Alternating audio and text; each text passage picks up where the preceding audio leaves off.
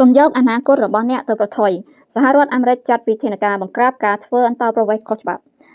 ដើម្បីធ្វើឲ្យសហរដ្ឋអាមេរិកមានសុវត្ថិភាពរឹងមាំនិងមានវិបុលភាពលោកប្រធានាធិបតីត្រាំខិតខំធានាឲ្យបានថាច្បាប់អន្តោប្រវេសន៍របស់សហរដ្ឋអាមេរិកត្រូវបានអនុវត្តតាមប្រសិនបើអ្នកព្យាយាមចូលសហរដ្ឋអាមេរិកដោយខុសច្បាប់កុហកដើម្បីទទួលបានទឹកដីការធ្វើការដោយគ្មានការអនុញ្ញាតតាមផ្លូវច្បាប់ឬស្នាក់នៅលើការកំណត់ក្នុងសហរដ្ឋអាមេរិកអ្នកនឹងទទួលការពិន័យធ្ងន់ធ្ងរការពិន័យនេះរួមមានការចាប់ឃុំខ្លួនការនិរទេសចេញពីសហរដ្ឋអាមេរិកនិងការហាមឃាត់ជាអចិន្ត្រៃយ៍ក្នុងការទទួលបានទឹកដីការចូលសហរដ្ឋអាមេរិកនៅអនាគតស្ថានទូតអាមេរិក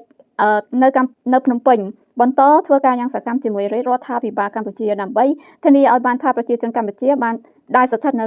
សហរដ្ឋអាមេរិកដោយខុសច្បាប់ត្រឡប់មកកម្ពុជាបានឆាប់តាមដែលអាចទៅធ្វើទៅបានយើងសូមអរគុណចំពោះចំណាត់ការរហ័សនិងប្រកបដោយប្រសិទ្ធភាពរបស់ក្រសួងការបរទេសនិងសហប្រតិបត្តិការអន្តរជាតិក្រសួងមហាផ្ទៃនិងដៃគូដទៃទៀតក្នុងរាជរដ្ឋាភិបាលកម្ពុជាដែលធ្វើការសហការជាមួយយើងដើម្បីបញ្ឈប់ការធ្វើអន្តោប្រវេសន៍ដោយខុសច្បាប់និងប្រយុទ្ធប្រឆាំងនឹងអ ுக ្រិតកម្មឆ្លងដែន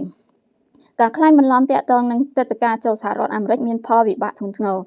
ដំណើរការសុំទឹកដីការចូលសហរដ្ឋអាមេរិកគឺជាដំណើរការមួយដែលមានសុវត្ថិភាពបំផុតនៅក្នុងពិភពលោកប៉ុន្តែយ៉ាងណាក៏ដោយបុគ្គលមួយចំនួននៅតែព្យាយាមគេចពីដំណើរការដែលមានសុវត្ថិភាពនេះដោយប្រើឯកសារคล้ายៗកុហក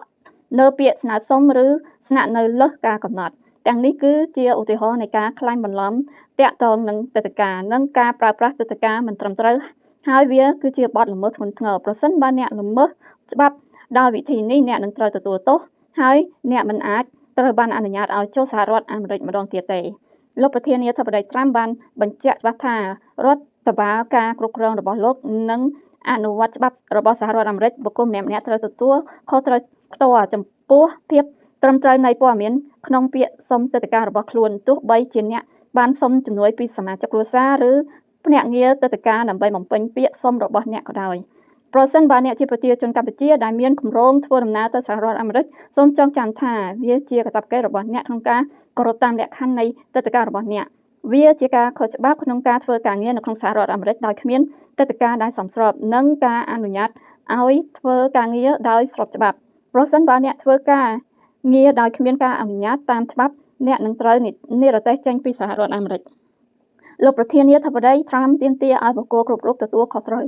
រដ្ឋាភិបាលសហរដ្ឋអាមេរិកក៏ចាត់វិធានការចំពោះបុគ្គលដែលជួយអ្នកដទៃចូលក្នុងសហរដ្ឋអាមេរិកដោយខុសច្បាប់ផងដែរបុគ្គលទាំងនោះរួមមានជនប្រព្រឹត្តការរត់ពន្ធជនប្រព្រឹត្តការជួញដូរមនុស្សនិងមន្ត្រីរដ្ឋាភិបាលបរទេសដែលអនុញ្ញាតឲ្យមានការបន្តធ្វើអន្តោប្រវេសន៍ខុសច្បាប់ថ្មីនេះលោក Marco Rubio រដ្ឋមន្ត្រីការបរទេសសហរដ្ឋអាមេរិកបានប្រកាសអំពីគោលនយោបាយថ្មីដែលរដ្ឋបិទដំណើរការសុំទឹកដីការសម្រាប់មន្ត្រីរដ្ឋាភិបាលបរទេសរួមទាំងមន្ត្រីអន្តោប្រវេសន៍មន្ត្រីគយនិងបុគ្គលិកអាជ្ញាធរកំពង់ផែ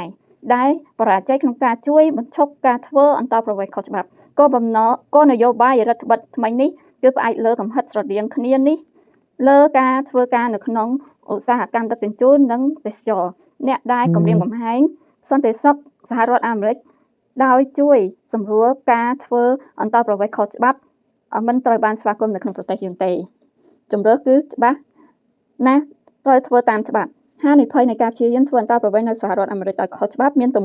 ម្ងន់ធ្ងន់ជាងអត្ថប្រយោជន៍ដែលអាចទទួលបានឆ្ងាយណាស់អ្នកអាចក្លាយជាជនរងគ្រោះនៃអក្រិតជនឬចុងក្រោយអ្វីដែលអ្នកនឹងទទួលបានគឺមានកំណត់ត្រាក្នុងនៃការប្រព្រឹត្តខុសច្បាប់ដែលអាចបំផ្លាញអនាគតរបស់អ្នកនិងអនាគតគ្រួសាររបស់អ្នកការចូលសហរដ្ឋអាមេរិកដោយខុសច្បាប់មិនត្រឹមតែបំពានច្បាប់សហរដ្ឋអាមេរិកនោះទេវាក៏ធ្វើឲ្យសុវត្ថិភាពនិងសុខុមាលភាពរបស់អ្នកស្ថិតក្នុងភាពគ្រោះថ្នាក់ផងដែរការពិន័យគឺពិតជាធ្ងន់ធ្ងរការ